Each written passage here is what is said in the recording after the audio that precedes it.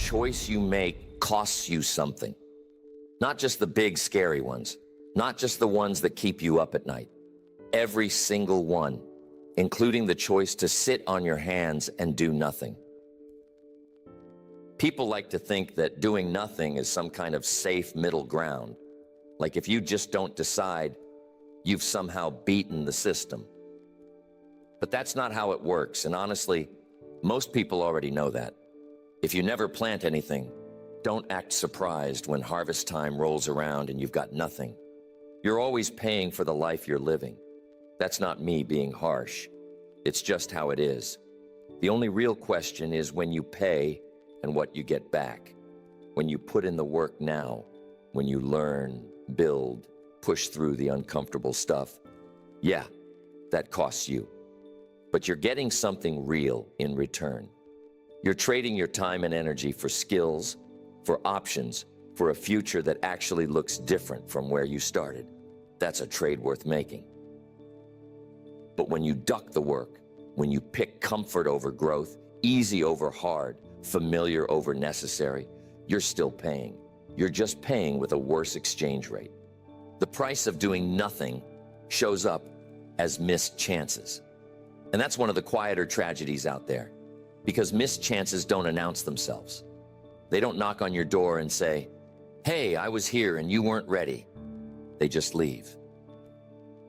The opportunity that was sitting there last year might not be there this year. The window that was wide open in your 20s might be barely cracked by your 40s. The relationship, the business idea, the perfect moment, none of that waits around forever while you get your act together. So the person who keeps hesitating and putting things off isn't just standing still. They're falling behind where they could have been, and that gap gets wider every season they let slip by. Doing nothing also costs you options. This one sneaks up on you, but it's just as real. If you don't build a skill, your choices in life get smaller. If you don't grow your knowledge, you can only solve so many problems, and the opportunities that come your way shrink to match. If you don't invest in your relationships, you end up without the kind of trust and goodwill that opens doors. Options don't just get handed out equally to everyone. They pile up for people who invest in themselves, and they quietly vanish for people who don't. Someone with a bunch of developed abilities can go in a lot of directions. Someone who's invested in nothing, they've got very few paths left, and the ones that remain usually aren't great. And then there's the cost you can never get back: time. Pretty much everything else in life has some chance of a do-over. You can make money again. Relationships can sometimes be fixed. Health can improve. But time only goes one way. Once a day is gone, it's gone for good. That's why the habit of saying someday is so quietly destructive, because someday never actually shows up on a calendar. There's no date circled in red. There's just today and whatever you do with it, and then tomorrow, which asks the same question all over again. The person who really gets this doesn't become anxious about it. They become intentional. They start looking at their days not as something to get through, but as something to invest. When you start seeing this clearly, your decisions start to feel different. Not heavier in a stressful way, but heavier in a meaningful way. You start to realize that spending an evening doing nothing worthwhile isn't neutral. It has a price tag. You start to see that skipping the hard conversation, dodging the discipline, settling for less than what you're capable of, none of that is free. There's a ledger somewhere, and everything gets written down. The person who wakes up at 50 wondering how their life ended up this way didn't get there by accident. They got there through thousands of small choices that each seemed like no big deal at the time, but added up to the life they're living now. Here's what shifts when you truly accept this. Since you're always paying no matter what, the question stops being whether to pay and becomes what you want to pay for. That's a way more useful question. Do you want to pay now? In effort, discipline, the discomfort of growing, the humility of learning? Or do you want to pay later in limitations, regret, and the quiet frustration of knowing you had more in you than you ever used? Both payments are real. You can't dodge either one. But only one of them gives you something worth having. The cost of discipline is always cheaper than the cost of regret. And the person who gets that stops treating hard work like something to escape and starts treating it like the smartest investment they can make. There's something else worth mentioning about the link between your choices and how you feel about yourself. When you make the harder choice, when you do what you said you'd do, when you follow through even when it'd be easy not to, something builds up inside you. Not just skill or progress, but a sense that you can count on yourself. A quiet confidence that comes from keeping the promises you make to yourself. And when you don't make those choices, when you take the easy road too often, something else builds up instead. A nagging doubt about whether your word means anything. A slow erosion of trust in yourself when it matters. That's another hidden cost of avoidance, and it's one of the biggest.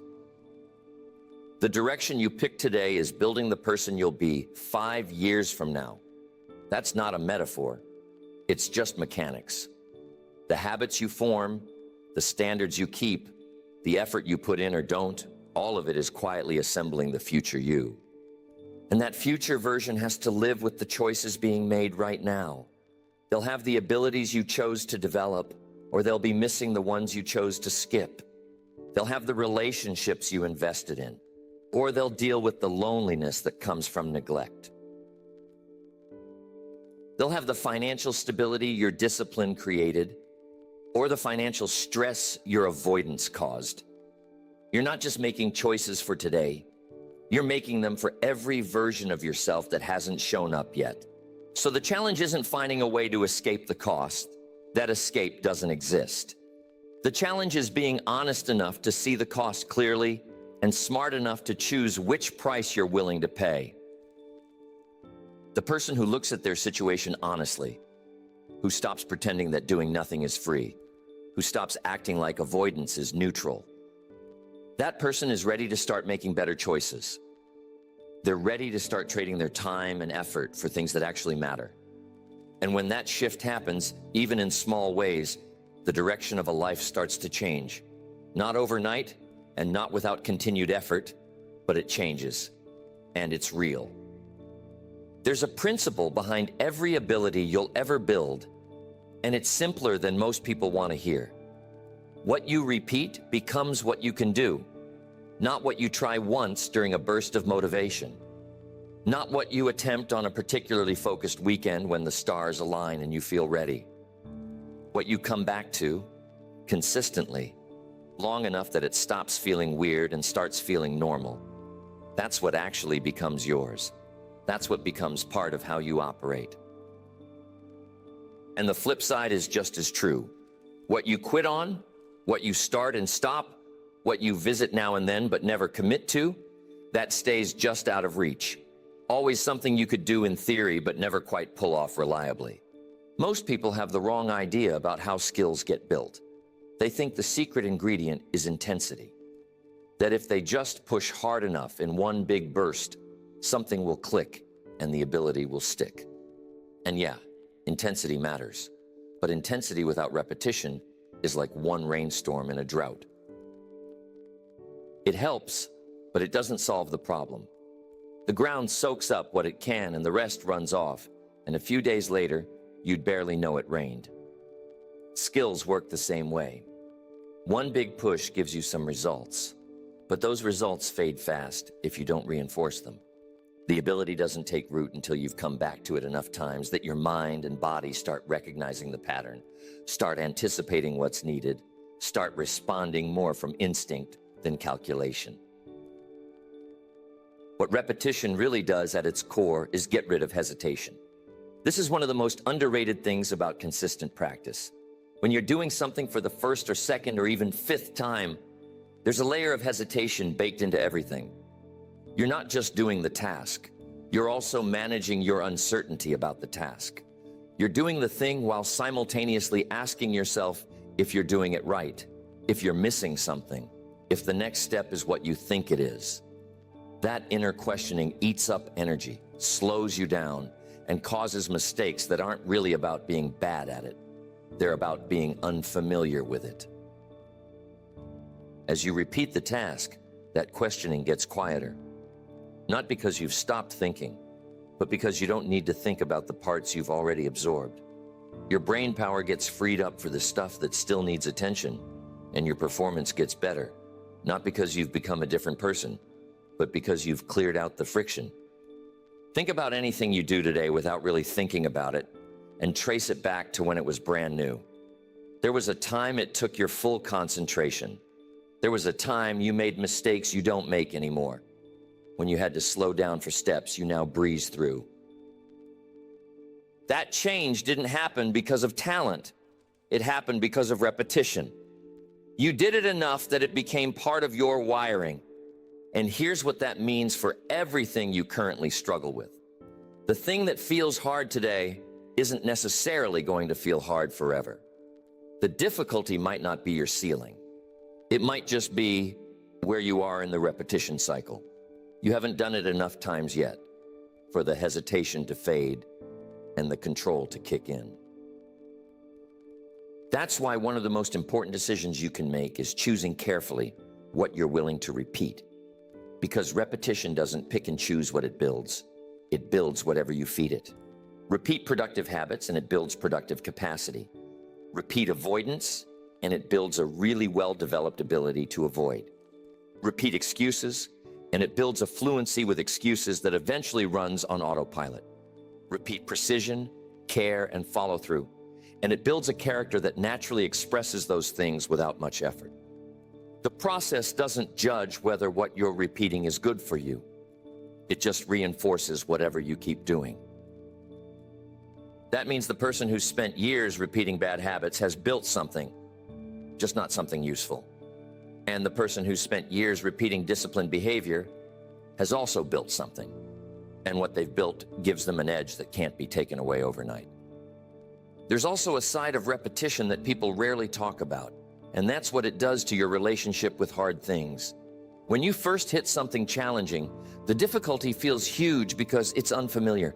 And the unfamiliar always carries a certain weight that has nothing to do with how hard the task actually is. It feels hard partly because you don't know it yet.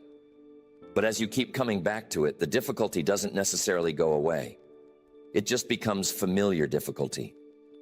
And familiar difficulty is way more manageable than the unknown kind. You start to figure out where the hard parts actually are. You learn which steps need your full attention and which ones you can cruise through. You build a mental map of the challenge that lets you navigate it more efficiently. And eventually, what once felt like a wall starts to feel like a familiar road with some hills. Still takes effort, but it stops catching you off guard. There's a word for what happens when enough repetition has stacked up and the hesitation has faded and the control has kicked in. Competence, real competence, not faking it, not looking like you know what you're doing, actually being able to do it reliably under different conditions without needing everything to be perfect. Competence is what separates the person who can perform when everything's ideal from the person who can still deliver when they're tired, under pressure, and things aren't going their way. And competence is built through one thing above all else, showing up for it over and over. There's no shortcut that gets you the same result, no substitute that builds the same foundation. Now here's where it gets personal. Most people quit before repetition has had a chance to do its thing. They start something. They hit the difficulty that comes with being new at it. They don't see the improvement they were hoping for right away, and they decide it's not working, or that they're just not cut out for it. So they stop. Then, a while later, the motivation comes back and they start again, and the cycle repeats. Start, stop, start again.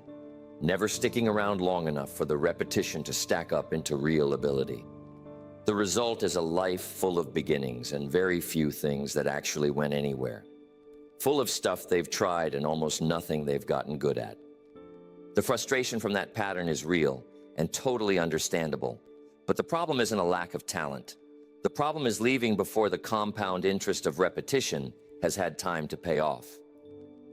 Sticking with something long enough is its own kind of discipline, and it takes a specific type of patience. Not passive patience, not just sitting around waiting for results. Active patience. The kind that keeps you showing up and doing the work, even when the feedback is slow, the progress isn't visible yet, and the whole thing still feels awkward and unnatural. That kind of patience is rare, and that's exactly why the people who have it tend to build abilities that set them apart. When most people have already bailed, the person with active patience is still at it. And the buildup from that continued effort is what eventually produces results that look, from the outside, like some kind of natural gift. What you choose to repeat consistently, you'll eventually understand deeply. What you understand deeply, you can apply with confidence. What you apply with confidence, you can build on. And what you build on becomes the foundation for the next level. That's the architecture of real growth. It doesn't happen randomly and it doesn't happen fast, but it happens with surprising reliability when you stay with it long enough. The question worth sitting with isn't whether you have the talent for what you want to achieve. It's whether you're willing to repeat the necessary work long enough for the talent to develop. Because for most things that matter in life, that willingness is where the real difference gets made. There's something that gets left out of almost every conversation about hard work, and it's this. Effort by itself isn't enough. That's a tough thing for some people to hear, because effort feels virtuous, and it is virtuous. But being virtuous doesn't guarantee results. The person who works hard in the wrong direction doesn't get rewarded just because they worked hard. Life doesn't grade on effort alone. It grades on outcomes, and outcomes are shaped not just by how much you put in, but by where you aim what you put in. Direction isn't some minor detail in the equation. It's one of the main variables, and when it's wrong, no amount of extra effort fixes it. Extra effort in the wrong direction just takes you further from where you want to be, faster. Think about what it actually means to aim wrong and then work harder. You're not canceling out the problem with your effort. You're making it worse. Every hour invested in the wrong direction builds more distance between you and where you actually want to go. And the tricky part is that hard work in the wrong direction often feels productive while it's happening. You're busy, you're tired at the end of the day, you're putting in the hours, and all of that creates the feeling of progress even when you're really moving sideways or backward. This is one of the more painful realizations a person can have, looking back and seeing that years of genuine effort were pointed somewhere that was never going to produce what they actually wanted. Not because they lacked discipline, but because they never paused long enough to seriously question the direction. Where you aim your time is where your life goes. That sounds almost too obvious to bother saying, but don't let the simplicity fool you. Your time is the most limited resource you've got, and where you consistently point, it shapes your future with almost mathematical precision. The person who consistently points their time at developing a skill will have that skill. The person who consistently points it at building a certain kind of relationship will have that relationship. The person who consistently points it at growing financially will see financial results. And the person who consistently points it at distraction, avoidance, and low-value stuff will get exactly what those directions produce. There's no mystery here. The direction of your time is the direction of your life, and you're always pointed somewhere, whether you chose that direction on purpose or just drifted into it. Attention works the same way. Where your attention consistently goes, your thinking develops. Where your thinking develops, your decisions get better. Where your decisions get better, your outcomes change. That's why managing your attention is one of the most powerful disciplines out there. The person who's learned to direct their attention on purpose, who can choose what to focus on instead of just reacting to whatever's loudest, has an advantage that compounds over time. Because attention isn't just a tool for getting stuff done in the moment. It's the mechanism that builds understanding, solves problems, and uncovers better approaches. When you control where your attention goes, you're controlling the quality of your thinking, and the quality of your thinking shapes every decision you make. Energy is the third piece, and it follows the same logic. You've got a limited supply of energy each day. Every bit you spend in one direction is energy you don't have for something else. So when you say yes to one thing, you're quietly saying no to something else, whether you realize it or not. The person spreading their energy across 10 things at once rarely makes real progress on any of them, because the energy is too spread out to build enough momentum in any single direction. But the person who's learned to focus their energy, who's picked a direction and invested in it with real consistency, starts to see what concentrated effort over time actually looks like. It looks like progress that other people can't quite explain, but there's nothing mysterious about it once you understand the principle. When the direction is wrong, working harder doesn't fix it. That needs to be said plainly, because there's a common assumption that when results aren't showing up, the answer is always to grind more. Sometimes that's true, but sometimes the problem isn't effort, it's aim. And in those cases, working harder without changing direction isn't a solution. It's accelerating down the wrong path. The honest, and sometimes uncomfortable question to ask when things aren't working isn't just, how much harder can I push? It's also, am I pushing in a direction that can actually get me where I want to go? That question takes a willingness to step back and evaluate, which is harder than just pushing forward, but it's way more useful when direction is the real issue. Adjusting direction is not the same as giving up, and it's important to be clear about that. There are people who change direction so often they never develop anything anywhere, and that's a real problem worth talking about separately. But there are also people who stay on a path long after the evidence has made it obvious that the path can't get them where they need to go. And they stay not out of discipline, but because they don't want to face the possibility that they've been aimed wrong. Discipline pointed in the wrong direction is still misdirected effort.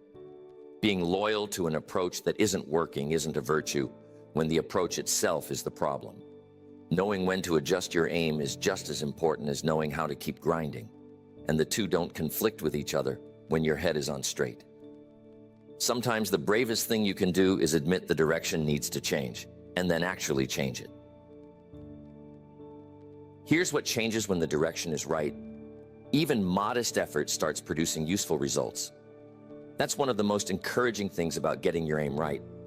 It means you don't have to be perfect. You don't have to be extraordinary. You don't have to be some tireless machine. You just have to be pointed the right way and put in steady, reasonable effort. When you're aimed correctly, the cumulative effect of that consistency starts showing up in your results in ways that feel way bigger than what you put in. That feeling isn't an illusion. It's what happens when your effort compounds because it's building in one clear direction instead of being scattered everywhere, or worse, pointed somewhere that was never going to give you what you wanted. There's also the matter of what you run into along the way, and direction determines that too. The people you meet, the problems you face, the lessons that become available, the opportunities that pop up. All of that is shaped heavily by the direction you're moving in. When you're headed toward a certain kind of work, you naturally cross paths with people doing that work. When you're headed toward a certain kind of growth, you naturally bump into the challenges that produce it. Life isn't totally predictable, but it's not totally random either. The direction you're moving in shapes the territory you pass through, and the territory you pass through shapes what becomes possible for you. Choosing your direction carefully is, in a very real way, choosing the kind of experiences and opportunities you're likely to encounter. You can't control every outcome, and it'd be foolish to pretend otherwise. There are variables in every situation that are out of your hands. Circumstances shift, timing doesn't always cooperate, results disappoint even when you gave it your best. That's real and worth acknowledging.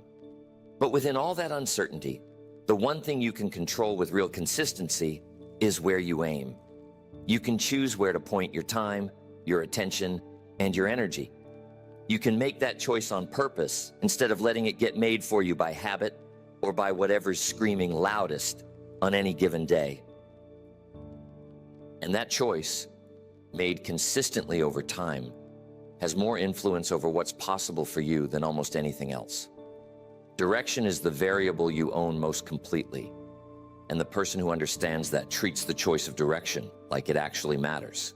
There's a boundary in every person's life that doesn't show up on any map,